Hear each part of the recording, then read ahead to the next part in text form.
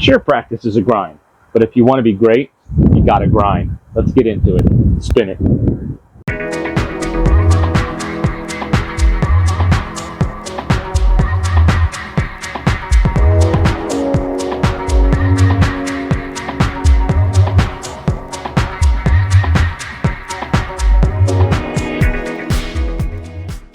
Hey DMD family, welcome back to another Discs MD video, and today we're going to talk about practice. And no one wants to practice anymore. I mean, just ask your kids to go practice an instrument for 30 minutes. You'll get excuses like, Practice? No. I'm going to get a jump start on next week's homework. Practice? No. I think I'm going to get started on vacuuming the whole entire house and then go next door and vacuum their whole entire house too. Practice? Not right now. I just told myself I'd go and slam my foot in the door for the next 30 minutes. Here it goes. Oh! Ow! yeah, that last one was a little weird, but you get the picture here, right? Nobody wants to practice. And it's because there's no glory in practicing. But newsflash, if you want to stand on the podium, you got to practice. Dedicated, deliberate, detailed practice. No different in disc golf. So today what we're going to do is we're going to go over the three main areas in which we practice. And if you stay to the end of the video, I'll give you a fourth bonus area that we can use to practice. Let's get to it. All right, so the first type of practice we're going to talk about is, we'll call this net work, throwing into a net. I use this for form work. I have my setup here with my table and a stack of discs and my net, my camera, my tripod. The two advantages to this type of practice is, well, the convenience, right? My house is right there.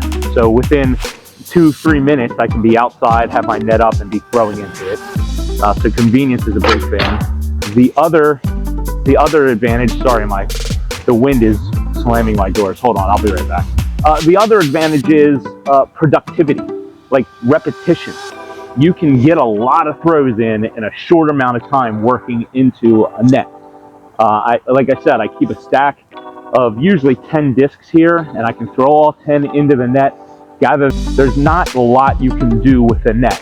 Like I said, I use this for form work, but not much else. So, pluses and minuses, but for me to adjust my form and to tweak my form and to get my form precise, there's nothing better than working into the net and videoing myself working into the net. The next type of practice, we'll head out to the field and take a look at that. So the second type of practice that we can do as disc golfers is setting up shop in a field and doing some field work. And I think this is the most underutilized method of practicing we use as disc golfers, and probably for two reasons. One is probably most of you or some of you may not have a field that you can just go to and throw, that it's convenient. And second is, if I hop in a car and drive somewhere, I don't want to drive to a field, I want to drive to a course. So that's probably two reasons why we don't utilize fieldwork as much as we should. And we should. I think neglecting this is to our detriment. We need to do more fieldwork. I need to do more fieldwork. Admittedly, I don't do enough fieldwork. I don't do it regularly. And this year, I'm going to dedicate myself to doing fieldwork regularly. But let's just talk through it, like the pluses and minuses, advantages, disadvantages. The biggest advantage is I think this is the most versatile method of practicing that we have, because I can, from this spot, do whatever I want to do. Sorry about the wind, there's a storm coming in. Hopefully the mic is drowning some of it out. I can practice distance, I can practice shot shaping, I can practice angle control, I can practice my approaches and my distance control on my approaches. I can practice those shots that I don't regularly do on a course when I'm playing, like pending shots and hammer throws and scuba shots. Anything that I want to practice, I can practice in a field, and I can do it all from this one spot.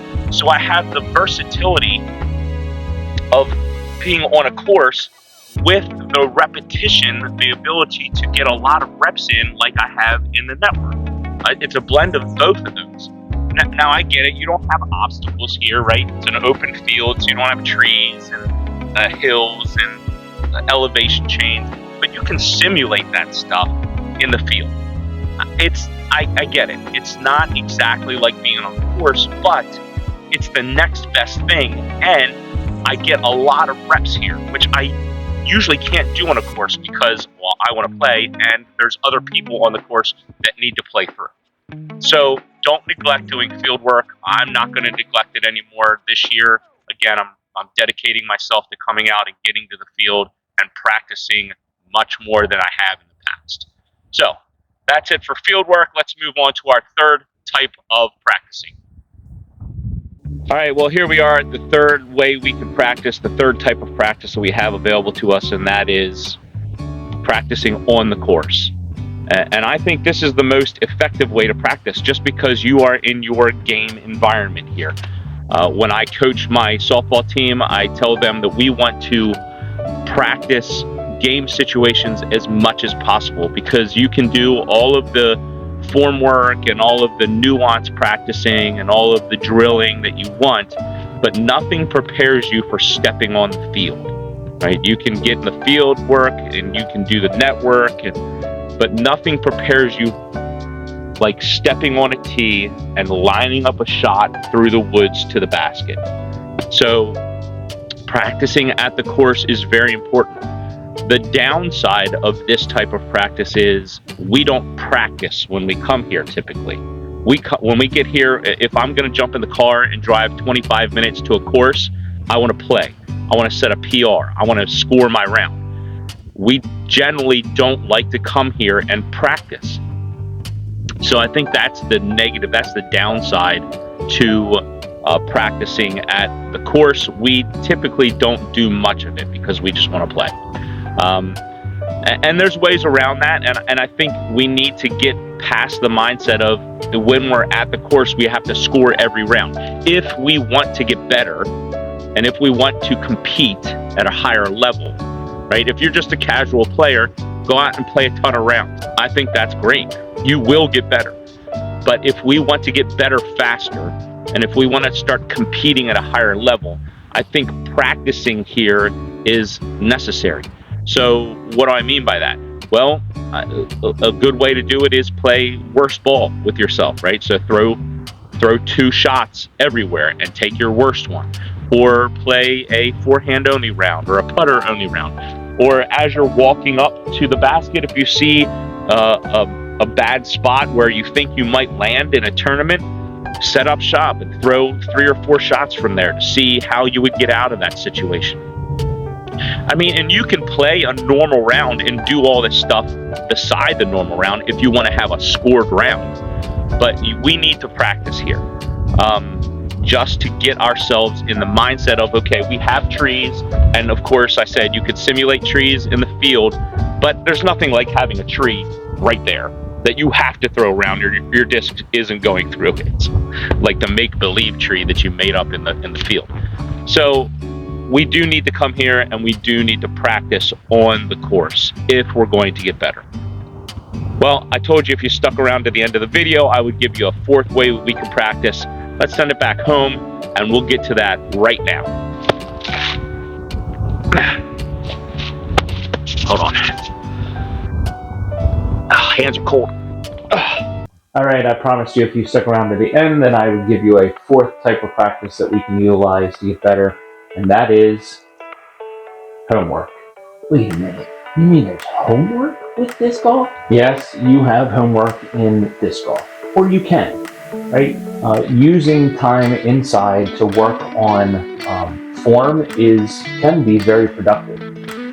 I mean, think about it. Our form is muscle memory, is really what it is. And how do you improve a form that is muscle memory? Repetition. As many reps as you can get. That's what you want. So doing reps inside in the form of shadow throws, or there's a myriad of drills that you can do. I know Yanni, the spin doctor from Instagram and YouTube, has a towel drill that you can do. Josh from Overthrow has the whirly bird and the box drill. Trebuchet has his 90 degree arm drill that you can do. There's so many drills that you can do inside just to get your body continually used to and developing the muscle memory that we need to make our form better. So utilizing the downtime that you have inside, like you're watching TV or a movie, or you need to take a break from work, or whatever it is, if you have time inside where you can take 5 to 10 minutes and go through some shadow throws or some indoor drills, you can't help but make you better. So get the repetitions in when you can, as many as you can, and that's how we're going to get better. So there you go, 4 ways that we utilize practice environments to get us better at disc golf. We have network, we have field work, we have coursework, and now you have homework. Things are falling off my wall. So there you have it. I hope this helped. I hope this you learned something, or this was informative for you. Drop in the comments below what type of practice you do, what helps you the most, what doesn't help you, and what you're not really doing. Let's have a discussion about it, and until next time, enjoy the journey. Here's your verse of the day.